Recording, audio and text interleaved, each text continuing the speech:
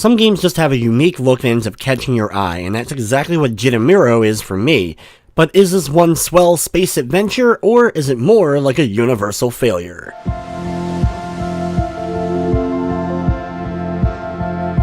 Jettomero is a very unique and relaxing game where you're playing as a giant robot who's trying to save the universe, or at least save mankind. As the game begins, you awaken as Jettomero, and you have no idea exactly where you came from or what your purpose is.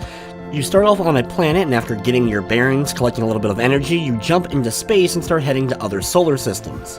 Each solar system that you travel to will have randomly generated planets, though they end up being very similar to one another, other than really the colors changing up. When you end up landing on a new planet, you'll start to explore and run, of course, into humans. Your goal in the game, though, is not to destroy the buildings. You're actually trying to save the humans, though they aren't quite happy that you're trying to help them. They will constantly fire lasers at you, UFOs chase you down and continue to blast you, and you even have lasers that grab onto your limbs and try to pull you in different directions. A lot of times it's honestly the humans' fault why they end up getting destroyed. In order to complete the planet and move on, you'll have to gather at least a little bit of energy. Some planets also have items located in the ground or other anomalies like forest fires or storms going on that you actually can get rid of, and you can feel good about saving some people, as well as of course get a trophy for doing it.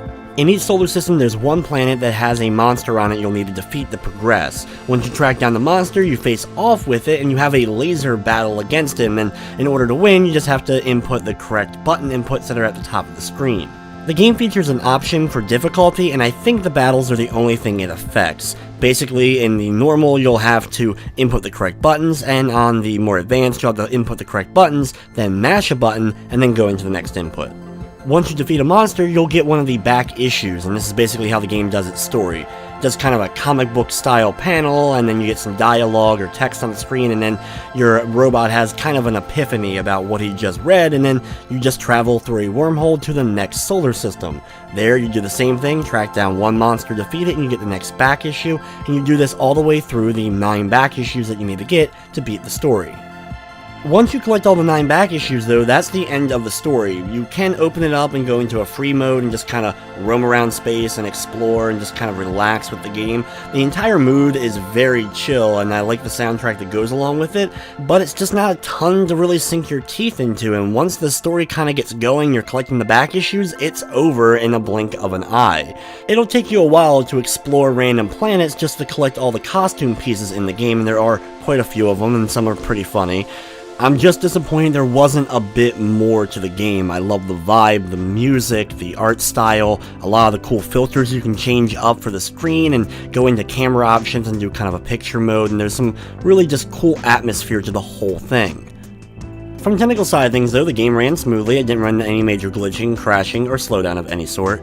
Jettomero is now available on the PlayStation 4 for $12.99, and it does feature a Platinum trophy.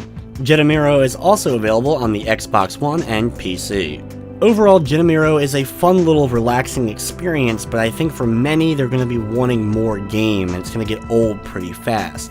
I still think the game is well worth giving a look to. If any of it looks even remotely interesting to you, you just may want to wait a little bit for a sale. With everything said, I'm going to be giving Jettomero a 6 out of 10. But anyway guys, I'm going to wrap up this review. I'd like to thank you for watching, and of course I hope you enjoyed.